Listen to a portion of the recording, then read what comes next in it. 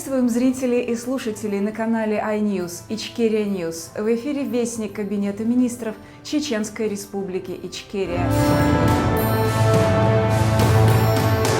А встреча премьер-министра Чеченской Республики Ичкерия Ахмеда Закаева с представителями Грузии. Сегодня в Генеральном представительстве Чеченской Республики Ичкерия в Киеве состоялась рабочая встреча премьер-министра Чеченской Республики Ичкерия Ахмеда Закаева с представителями Грузии, де юре министром обороны Ладогом Сахурдия и секретарем Совета безопасности Михаилом Батуриным. В ходе встречи стороны обсудили вопросы укрепление политического взаимодействия, перспективы сотрудничества в сфере безопасности, а также необходимость выработки общих подходов к обеспечению стабильности и мира на всем Кавказе. Премьер-министр Ахмед Закаев подчеркнул неизменную поддержку территориальной целостности Грузии и выразил признательность за последовательную позицию грузинской стороны в отношении права народов Кавказа на свободу и самоопределение. Министр обороны Грузии Ладогом Сахурдия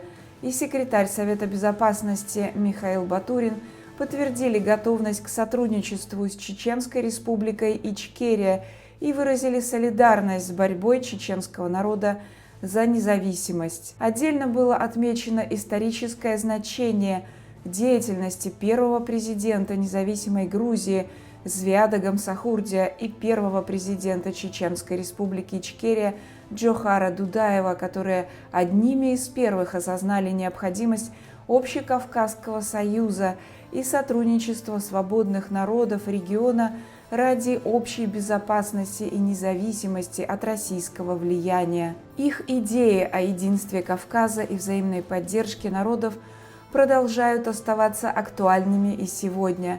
В завершении встречи стороны подчеркнули, что Кавказ един, и только через солидарность, взаимную поддержку и общие цели можно обеспечить его подлинную свободу и устойчивое будущее. Министр обороны Грузии Ладогом Сахурдия выступил также на конференции в Киеве 1 ноября 2025 года, посвященной трехлетию признания Верховной Рады Украины факта оккупации Ичкерии Россией. Его выступление смотрите в ближайшие дни на канале iNews.